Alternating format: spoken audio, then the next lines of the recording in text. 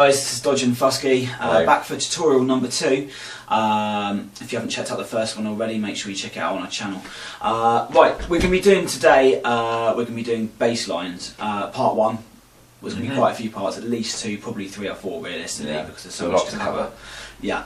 First of all, a little plug, our EP, this new EP, the Sick EP, is out today on iTunes. Hey, if you haven't already downloaded it, make sure you go and give us all your monies by pressing this button, somewhere like there. Cool, okay. I need a haircut. Yeah, no. Right, okay. Fair enough. Without any further ado, let's get straight on to the tutorial. Right, basically, we're going to be continuing with our track Wetter Step. If you don't know it, Google it. It's the one that we covered in the last tutorial, and we're probably going to continue to cover it for a bit. I'll just play the drop in case you're not familiar with it. So.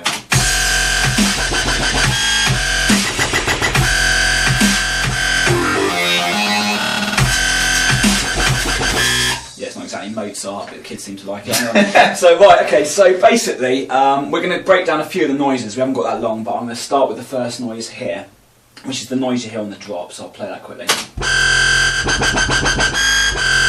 Okay, now that noise is made up of quite a few different noises layered, but they're all basically the same kind of noise that's been copied and pasted and changed, so I'll have a quick look at how we've made the first noise.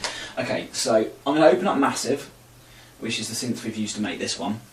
I'm going to disable all the inserts, and that's any, if you don't know what inserts, that means any extra effects like distortion, things that aren't part of the plugin, and I'm going to turn off all the effects in the plugin, so we're left with basically just the core oscillators that make it up.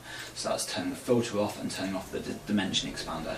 So I'm going to play that without any filters, anything like that, so you can just kind of see how it all starts. A bit quiet. Yeah, I'll just play it again in case you can hear that. Turn that again. Okay, cool. So that's basically, it's two sort of square sawtooth waves in Massive. Pretty much how when you open Massive, how it sounds to begin with. Except one of them is an oscillator. One of the oscillators is an octave higher than the other one, but only at a third of the volume of the first one. This just kind of gives it a little bit more space rather than just being on one thing. A bit of extra sound. So a bit more harmonics, basically. A bit more harmonics, yeah. Okay, and the thing that really makes this sound like it sounds is the filter. Okay, so I'm going to turn the filter on. This is the only thing I've changed, as you can see how drastically it changes now. So, okay, so obviously you can hear it's a totally different sound.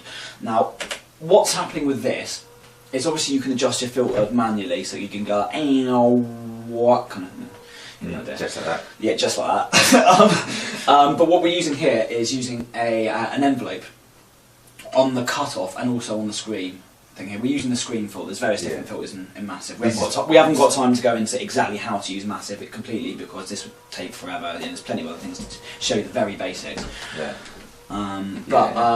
The screen is what's giving it all the character, basically.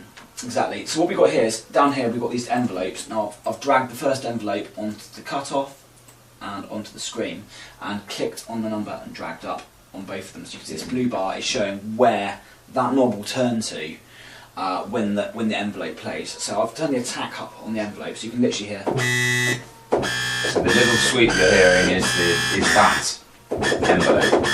Exactly. So it allows you, rather than having a set wow wow wow wow wow thing, you can like change the speed of it just by pressing the note. Do you know what I mean? Kind of thing.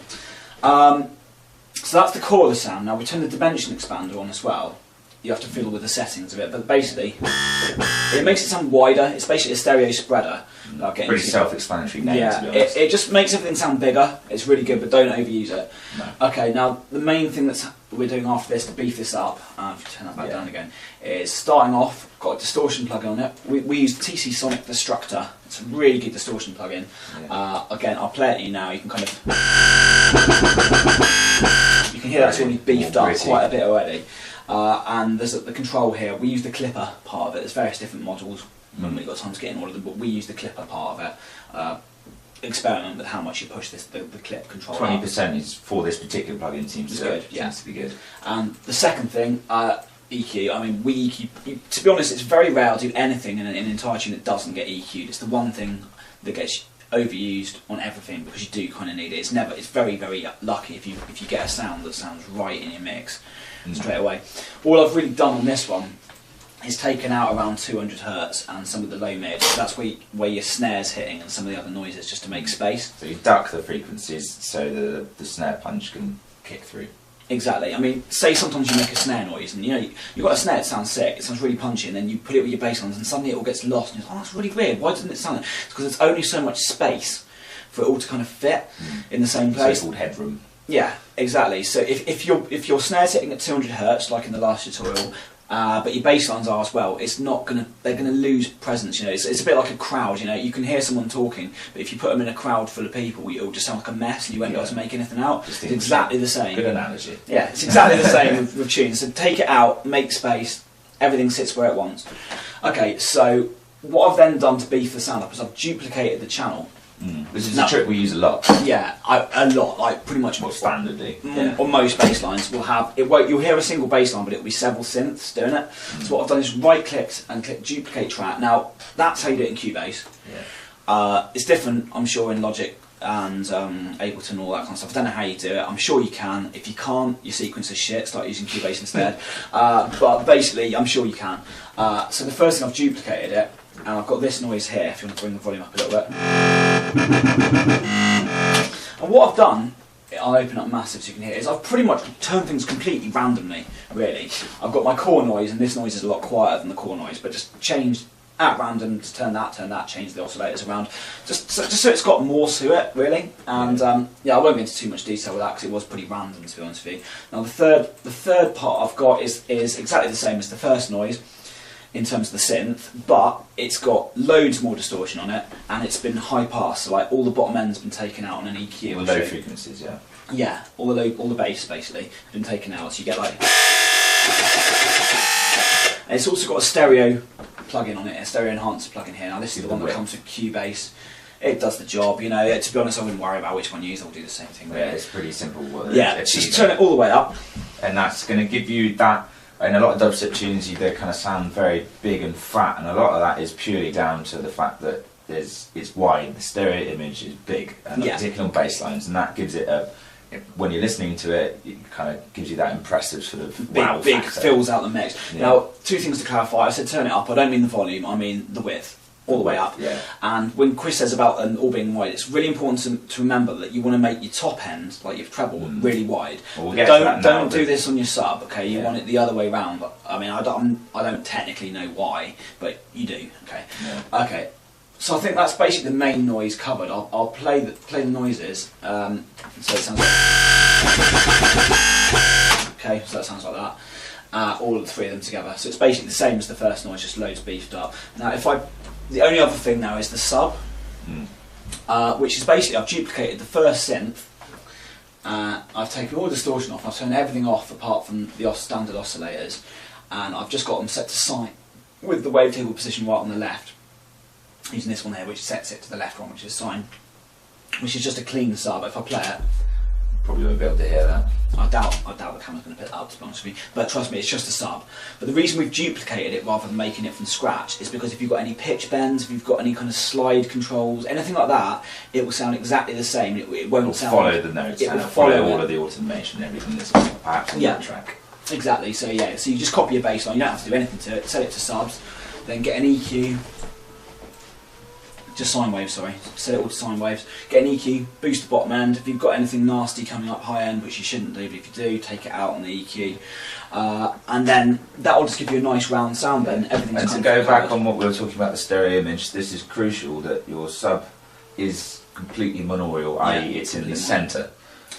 You shouldn't really have to do much to it. With an oscillator on massive, it is going to be a mono. Yeah. Like that's the way it works. As long as you don't stick like the dimension expander that we touched on earlier. Don't put any stereo wideners, don't do anything sub pan in the middle, and that's where you get the weight, because both speakers are then fully equal in volume, so they combine to be loud and good. Yeah, I mean it's like that with anything really, like your kick drum you want in the middle, your bass, anything that's like bassy, central, anything that's really top endy, wide. Yeah, pretty much. It's it's always been like that. It's like even in rock drums, apart from when they got all experimental in the old days, like the kick drum middle, snare middle, and then cymbals pan sideways, similar kind of thing. due to time constraints, we're not really going to have time to go through all the noises in dubstep. Yeah, so but basically I'll show you another one of them just so you can kind of see the differences. This is like a wobbly noise. Very circusy style. Yeah, that's pretty much what I ripped off from that one. So I haven't got time, like I said, to go through everything, but essentially it's very similar to the first noise, apart from the fact that rather than an envelope opening the sound once, like a wah, it's got a an LFO here, which has been dragged on, which is set to this speed here. It's a much more traditional way of doing wobble, it, dubstep wobble. So if you just press the note, it just goes. And the reason it sounds so raspy and not very notey is the resonance here in the scream's tone right up. On the like screen really filter. high. Yeah, really high. Experiment, like I said, we haven't really got time to go through everything, unfortunately, but if you listen to the end of the tutorial, there will be a bit of an announcement which could be relevant to that.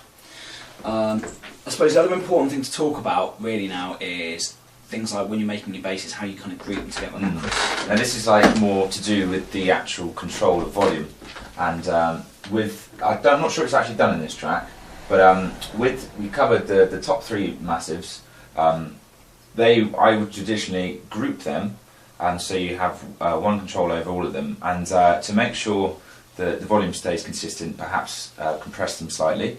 And then also, if you've got lots of different bass noises, we talked about using a separate sub-channel, so therefore you might have 3 or 4 different sub-synths. Group them as well, so you've got one group for your mid-high basses and one group for your subs, and then you can get them nicely balanced. You can add any, maybe you want to affect them further, but I probably wouldn't recommend that because you want to get your sounds right in the first place. It's just a mixed down thing. I mean, don't group like that sound, the whole sound together. Group the types of sounds, so like what Chris is saying, like all the subs, more your different type of bass lines, because you might have a different sub for each one if it's one of them's got a bend. Do you know what I mean? But put them all together, so when you're doing your mix down at the end, you've got one group fader you can move up for all your subs together. And so the level's consistent. Yeah, that's exactly. vital for sub, that all of your subs are at the same volume. Yeah, it's really, really important. Otherwise your tunes are going to sound a bit inconsistent. Yeah.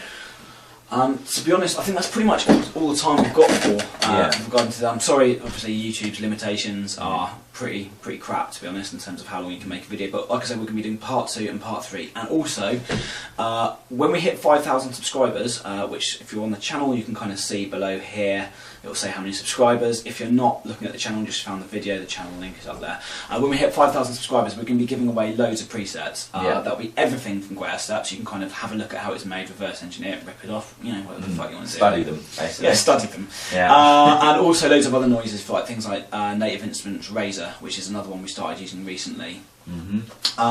Just people are going to ask, the synths that we do use generally is Massive, Razor, FMA a little bit. We're not like experts on FMA, you know, like Skrillex or something like that. We just mess around pretty much for getting like making little basic 80s noises out of it. And stuff It's like that. good for atmospheric stuff as well. Yeah, definitely. Yeah, so when we hit 5,000 subscribers, we're going to put all those loads of stuff up for free. If it's already over 5,000 subscribers, because this video is obviously going to be up on the internet now, have a look in the description below the video, and there'll be a link to like rapid share, maybe upload link, some zip file somewhere. Yep. Yeah, I guess that's pretty much it. So really. look forward to the next tutorial where I'll probably take the helm and go over some more Reese type sounds. I'm thinking along the lines of, someone like Schism. He's quite well known for his Reese noises, and try my best to outdo him. To be fair, I mean, some of our tunes, if you have a listen to something like Do Not Fuck With Us, that's one of our old tunes that's got loads of Chris's Reese's in. That's harking back to the drum and bass days, that was. Yeah, so cheers for all your comments on the first one, keep them coming. To Heal on the Orange Short, wore a red one this time, thanks for that, you picky fuckers. Cool, if you haven't subscribed before, click here, subscribe, see you later, bye bye. One thing we failed to mention in that tutorial was how a lot of people tend to rely too much on distortion to make their sound good. What's really important is to get a good sound first and then maybe look at adding distortion afterwards. Don't just assume that piling loads of distortion is going to help your sound better, because that's a mistake we used to make a lot when we were just starting out in production. It's a bit like the drums. Don't just assume that if you compress something in a group it's going to make your shit sample sound good. Get your sounds right first, then distort them, not the other way around. Oh, and yeah, don't forget to subscribe.